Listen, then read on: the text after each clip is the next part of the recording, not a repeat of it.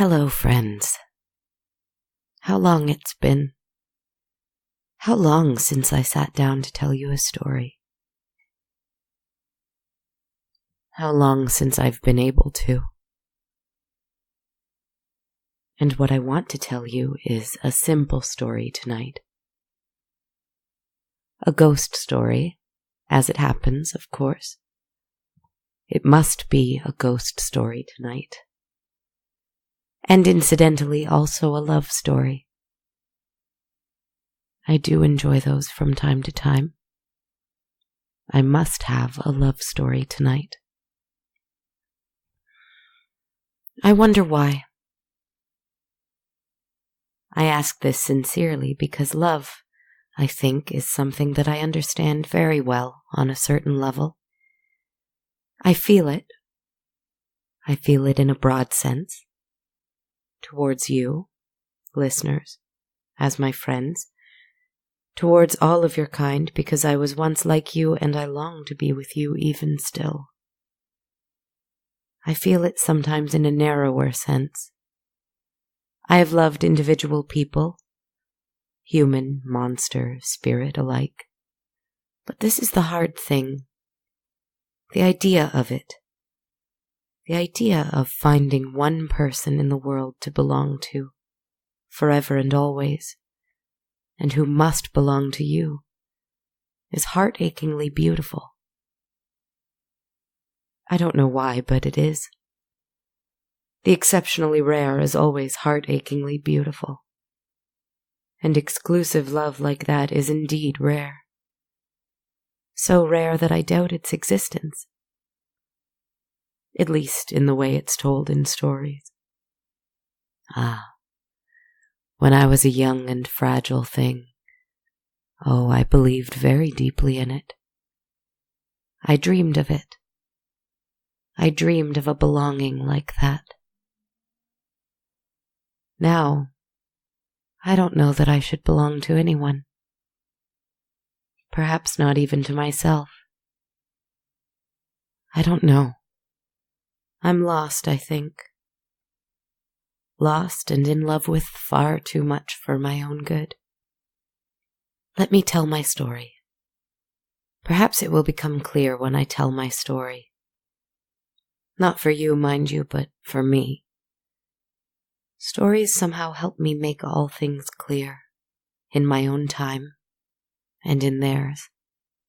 This is, as I said, a ghost story. A story of a ghost who was lost too. Lost and lovelorn. Aren't we all? There was once a woman who worked as a governess for a wealthy family. The mother and father were callous towards her, and the children were spoiled and crude to her, and she had only a little love for them. Greater than this love was her gratitude for her meager wages, and the tiny room she was allowed under their roof. But even this gratitude was not very much, not lately. And so, when she received a strange letter offering her employment in another household, she immediately had her bags packed. She offered a quickly scrawled letter of resignation, a polite thank you, and a quick kiss to the top of the head of each child, before heading out of the door and into the handsome cab that already waited for her outside the front door. On the journey to her new home, she read over the letter she was sent in greater detail. She was surprised that the position was not for governess, but rather for housekeeper. She had never had a position of such great standing in any household before. However, perhaps it was because this house was no longer in use by its owners. In fact, there was no mention of where the owners were, let alone who they were. It only stated that the house was empty and in need of someone to care for it, to make sure it was tidy and to keep a fire going to deter vandals and thieves. As long as she worked to keep the place in order, it was hers to do with as she wished. It was almost too good to be true. She had never had a home of her own. Finally, she would have a place with enough space for her to discover who she truly was without the gaze of a judgmental employer or needful children to affect her. When the hansom pulled up to the house, she almost went weak in the knees. From adoration, yes, for it was so grand, but also from fear, for it was so dark. Not for the lack of candlelight, but rather it was a dark house, black on the outside, dark velvet curtains on the inside, and from what she could see through the windows, dark damask on the walls. It was a dark place, and this thrilled and terrified the woman all at once. A stranger greeted her and showed her the place. Every room was a new adventure. The main hall with its grandfather clock that ticked and talked laboriously. The fully stocked kitchen with foods she was never allowed to share in at her previous home. The master bedroom with a bed 3 times the size of any she'd ever slept in. Once settled, the cab took the stranger away, and the house was now hers. All hers. Her laughter echoed throughout the place, and the clapping of her hands sounded through every one of her rooms. Ah, her rooms. She could barely sleep for the excitement in her bones, but when she did, it was the softest and deepest sleep she'd ever had, full of dreams of her rooms, her gloriously empty rooms. But she dreamed of a door. It was tucked away, just under the main staircase. She hadn't seen it when she had ventured in the night before. When she awoke, she was unsure of the time, but the sky seemed to be dark. Not nighttime, but the gray of either early morning or early evening. She dressed quickly and tied her hair up neatly, for though the house was her own, she did fear that perhaps someone might check in on the newest hire to ensure that she wasn't abusing her position. She quickly made her bed, the only thing so far that had been disarranged in the household, and ran down the stairs with a candlestick so that she could see if that door was there in reality, or only in her dreams. There it was, waiting, exactly as it had been in her dream. But she'd never seen it before, not in waking life. She turned the doorknob, and with a stiff jostle, it opened.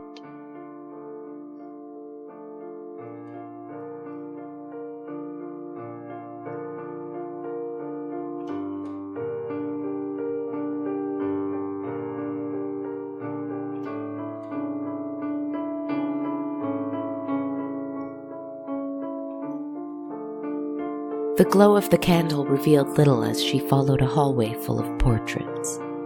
She had to hold the candle up to see the faces therein.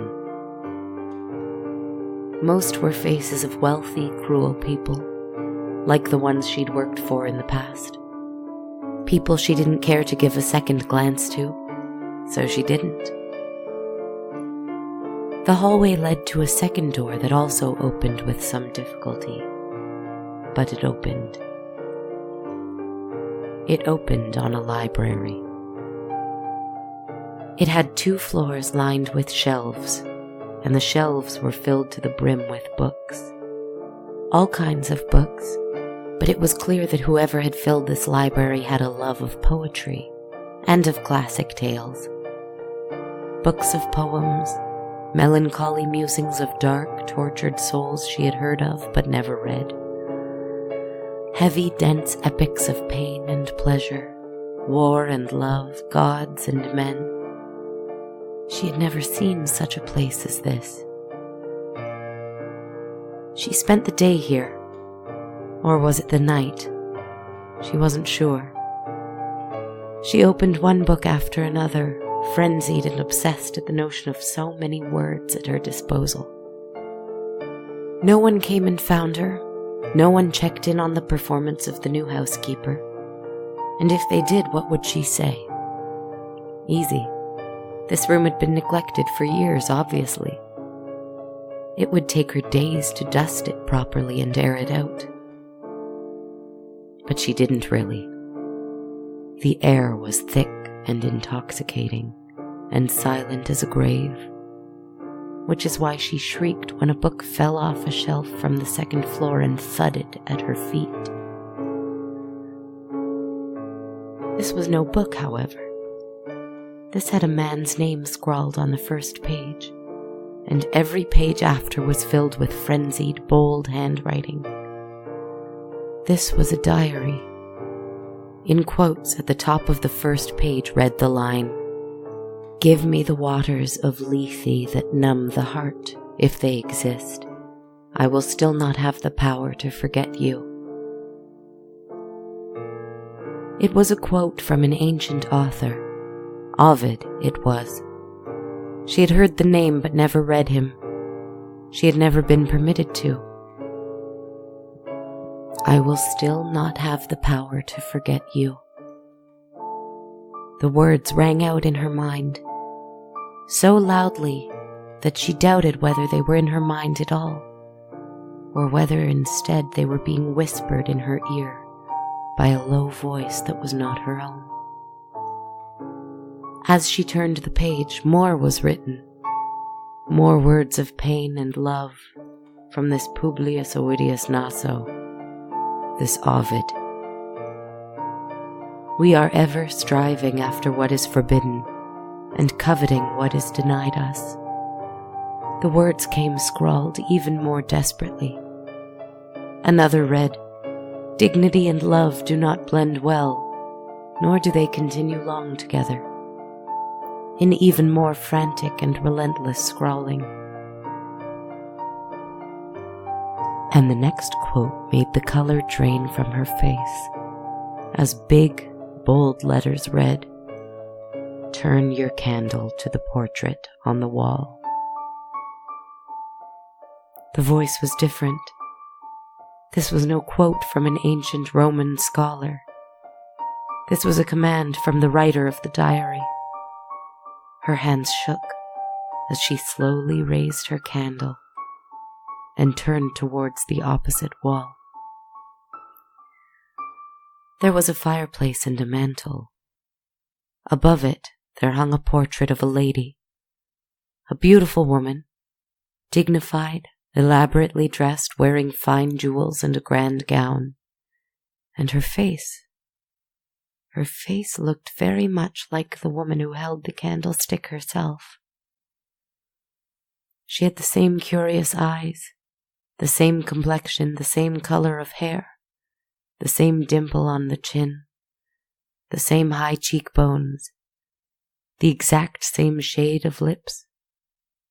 And yet, there was something quite different, a kind of mischief in the eyes, a kind of fiendishness to the smile.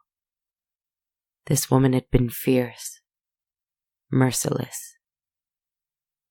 The book fell from her hands, and she ran from that room to her bedroom, where she locked the door and wept in terror for the rest of the night, or day, or whatever time it was, until she fell asleep. And she dreamed of a shadow waiting for her in that room, a shadow who wept. When she awoke the next day, she paced around the home. She thought she might busy herself with chores and with work, but the idea seemed impossible to her. She couldn't even imagine dressing herself.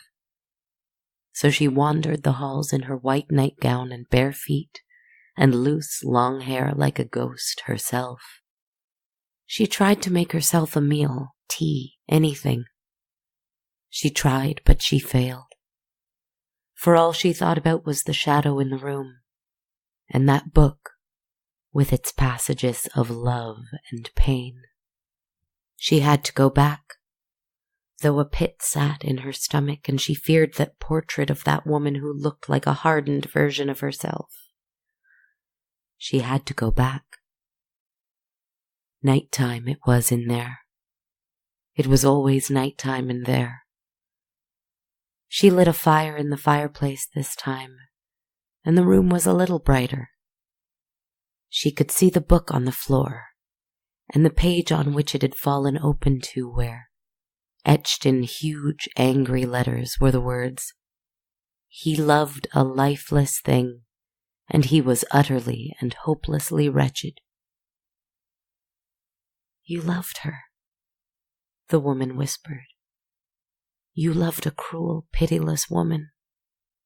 And her heart ached for the owner of the diary. And she remembered the name at the beginning of the book. And she couldn't help but try and think back to the name of whoever it was who signed her letter, offering her employment. Who was it? How had she found herself here? Why hadn't she seen the driver of the carriage that brought her to this house? What did the face of the person who showed her to her room look like? She couldn't recall. "Why am I here?" she whispered aloud.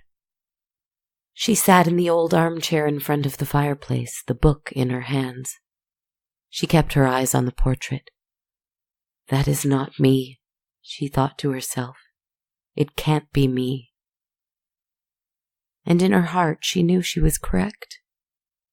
She was no one but herself, and she was not merciless or pitiless. She was not a lifeless thing. She was full of curiosity, of excitement.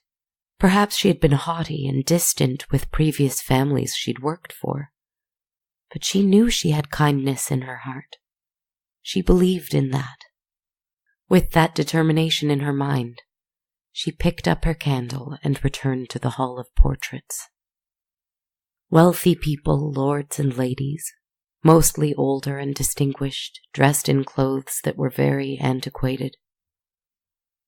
But only one man wore clothes from the same time as the woman in the portrait over the mantel. And she knew immediately that this was the man who wrote in that journal. A darkness to his brow, a sunken kind of pain in his eyes, and his mouth an angry line almost carved in stone. His hands were large and tense. The painter had somehow captured restlessness and pain in this man. And yet it did not twist him into an ugly thing. It refined him, rather, into a poetic kind of hero. A man who had known dissatisfaction and yearning, just as she had. Hours had passed, and she hadn't even realized it. She was exhausted yet again. Time moved differently in this room, didn't it? But she suddenly couldn't bear to leave this place. She searched and searched for the book she knew was here somewhere. Publius Ovidius Naso, his favorite poet, Ovid. Ovid, who wrote of love and transformation and loss. She devoured it. She found the pages that were dog-eared, where passages were circled. She read his favorite excerpts, and she too fell in love with the words. It was easy to see how the sad lover had become obsessed with them. How someone so deep in the throes of unrequited love might cling to them. She took the diary and opened it to a page near the end that was blank. It took only a little searching to find an old quill and a pot of ink that was still wet. She wrote in the book, in her graceful, swirling writing, a quote of Ovid's that she'd found on her own. All things change, nothing perishes. And she left it open on her lap, and she fell asleep in that armchair. She dreamed of the man in the portrait, but he wasn't in the portrait. He was in the room with her, standing in front of the armchair, staring up at the painting of the woman. She imagined herself standing and walking to him, looking at his handsome, tortured face. She tried to touch him, to speak to him, but he couldn't hear her. He was lost, completely and utterly lost. She awoke hours later to the loud and fearful sound of the door slamming shut. The force of it extinguished the few embers that were left in the fireplace. and she felt a chill as she realized she was still in her nightgown. She shivered. The woman clambered out of the armchair and fell to her knees, wide eyes trying desperately to see anything in the complete darkness, and her lungs suddenly panicking in the dusty air of the library. She felt she was almost swimming in that dust. She scrambled forward to find the candle and tinderbox that she knew she'd left close by. But instead she found the diary, and her hands felt other hands holding it. Cold hands, large hands, strong hands. And from directly in front of her, a voice whispered, "Look away, and what you love is nowhere." Her heart pounded in her ears. She tried to scream, she tried to breathe, but her voice and her breath caught in her throat at the same time, as those hands clutched at hers desperately. "Did you not tell me that once?" She broke free of the grasp and tried to find her tinderbox and her candle. She found the one and not the other. But the tinderbox was enough to create a spark, which was enough to show her the way to the candle, which she frantically lit again. She could not see her aggressor, however. She spun around, eyes searching. "Who are you? Show yourself." A deep laugh echoed around the room.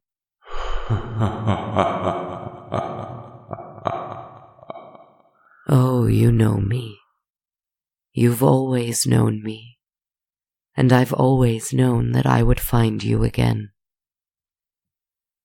And another quote came forth from this angry person's mouth. "I can live neither with you nor without you.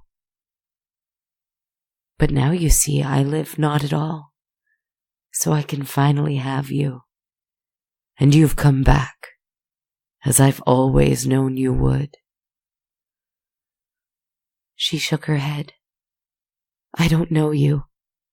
I don't know who you are. I've never been to this place before now." A deep sigh. A sigh of longing.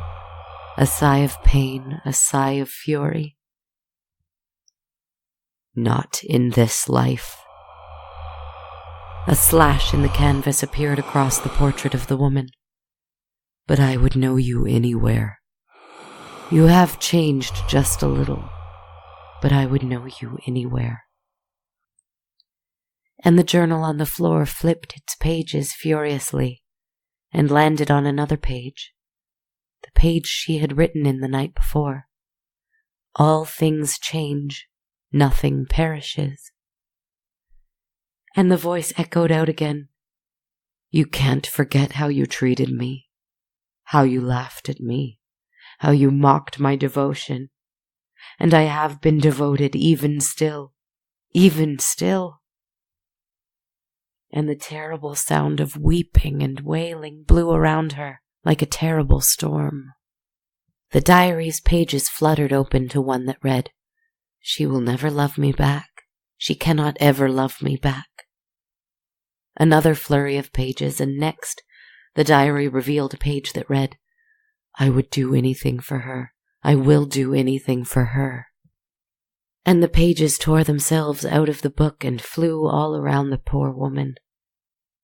She could still hear his weeping all around her. The woman trembled to even ask the question. "Did you kill her? Is that why you're still here?" He cried out and he laughed all at once. "Oh, did I kill her?"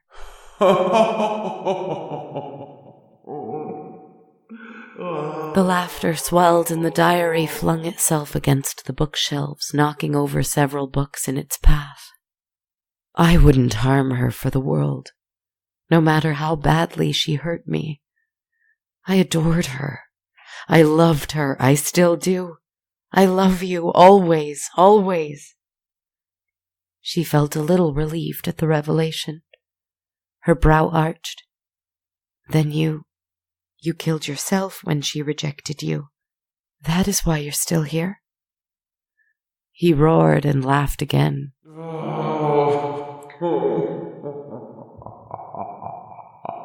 You ask questions you already know the answer to, my cruel love.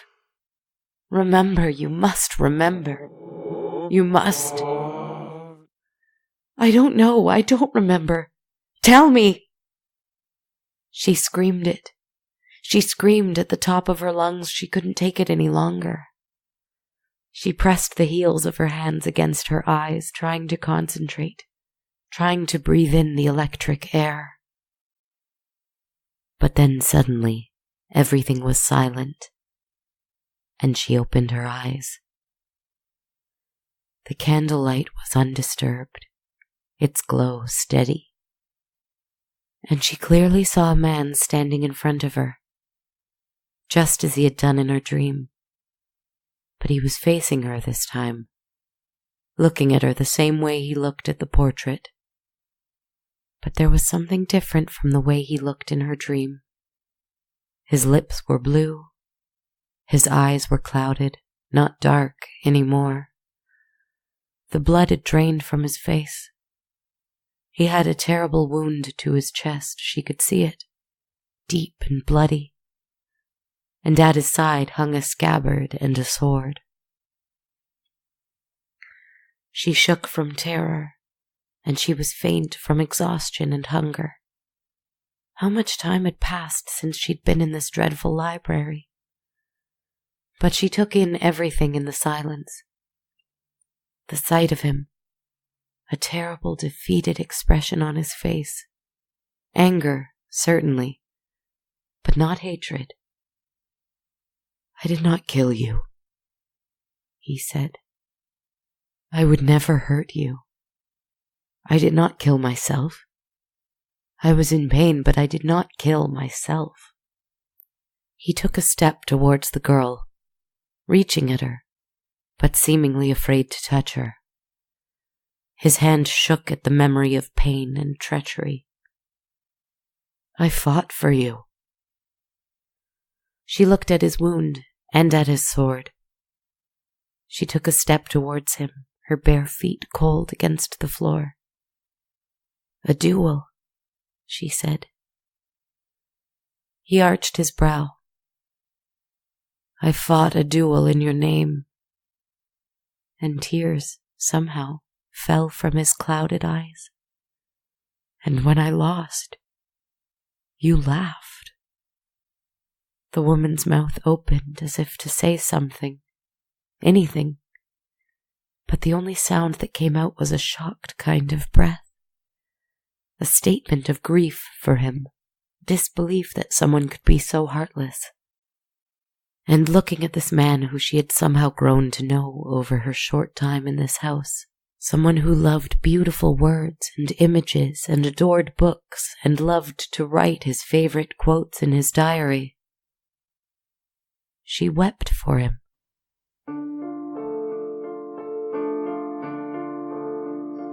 At first just a little. Tears crossed her cheeks, but she couldn't look at him anymore. She bowed her head and cried like a child.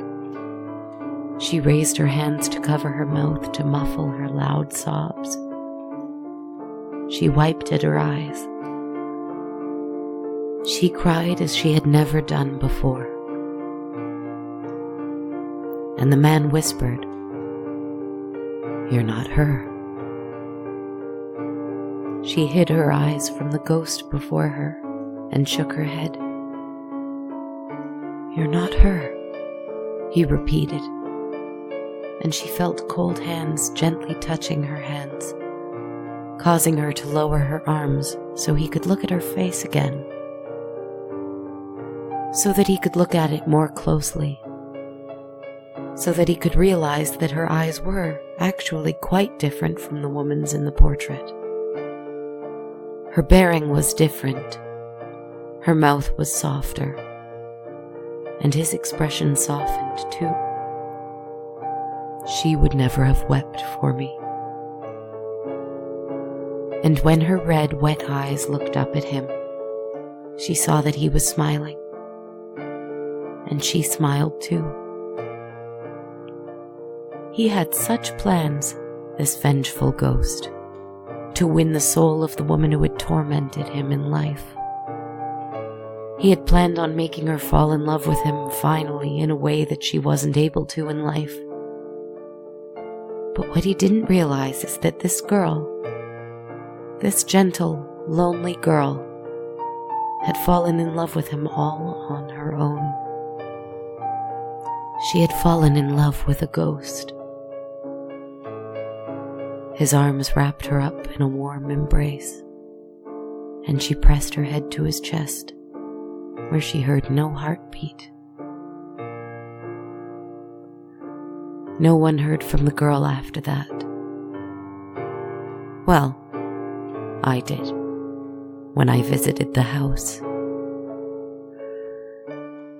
I sat in that very armchair in that very library, and I let them whisper their story to me. I don't know when or how she joined him. I don't know when she died, or if she did at all. Do you think that if someone loves a ghost, they can simply decide to join them? Did she simply follow him to another place? Did she just disappear? Ovid once wrote, "My purpose is to tell of bodies that have been changed into shapes of different kinds." He spoke of metamorphoses, didn't he? Perhaps that is what happened to her. I have changed too, so of course she could have. She wanted to be with him, and, as I hope I've shown you countless times, anything is possible. I have fallen in love with ghosts. I think I'm still in love with ghosts. Because you see, I am unable to be satisfied with those who are material and right in front of me. I am, instead, more fascinated with the shadows in the corner of my view, with the monster in my imagination, with the broken heart. Isn't that what I am after all? A monster of the imagination, with a broken heart. Is that why you love me? If you love me, do you love me? Don't answer. Good night.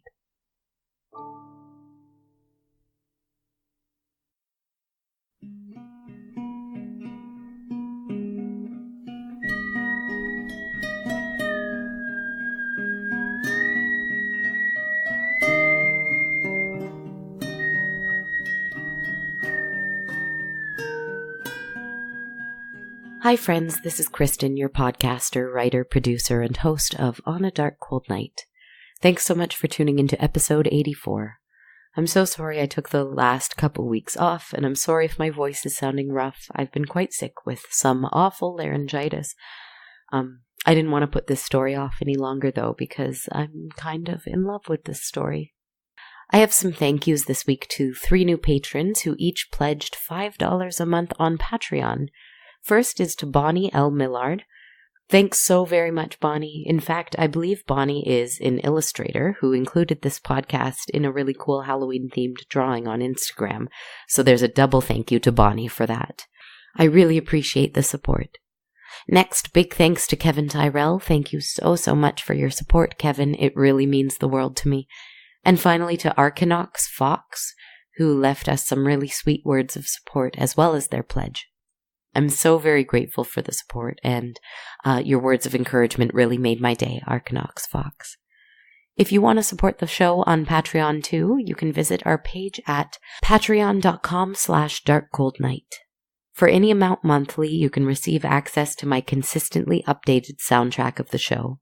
If you want to donate only once and not have that perk, you can buy me a coffee at ko-fi.com/darkcoldnight. Some other great ways to support are to buy a t-shirt or a hoodie at bonfire.com/on-a-dark-cold-night, or to listen to the show on the free Radio Public app, where every listen works towards me being paid for my work. And of course, you can also leave us a review on iTunes, Stitcher, or on our Facebook page. Please feel free to follow and like that page. You can also follow me on Twitter at A Dark Cold Night and on Instagram at Dark Cold Night Podcast.